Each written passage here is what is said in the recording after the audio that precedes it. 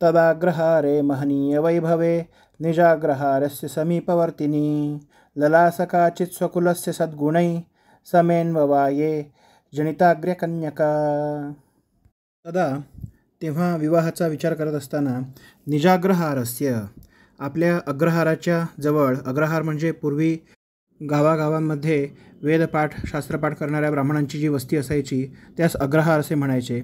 आपल्या अग्रहाराच्याच समीपवर्तिनी जवळच महनीय वैभवे श्रेष्ठ वैभव असणाऱ्या अग्रहारामध्ये सद्गुणैही चांगल्या गुणांनी स्वकुलस्य आपल्या कुलाच्या समे बरोबरीच्या अन्ववाये वंशामध्ये जनिता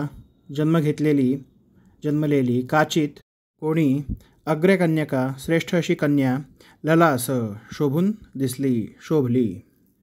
गुरुराजाचार्यांनी धाकटाबंधू व्यंकटनाथाच्या विवाहाचा विचार सुरू केल्यानंतर त्यांना आपल्या अग्रहाराच्या जवळच असलेल्या एका गावामध्ये आपल्या बरोबरीच्याच कुळामध्ये श्रेष्ठ अशा कुलामध्ये जन्मलेली सद्गुणांनी युक्त अशी एक श्रेष्ठ अशी कन्या नजरेस पडली.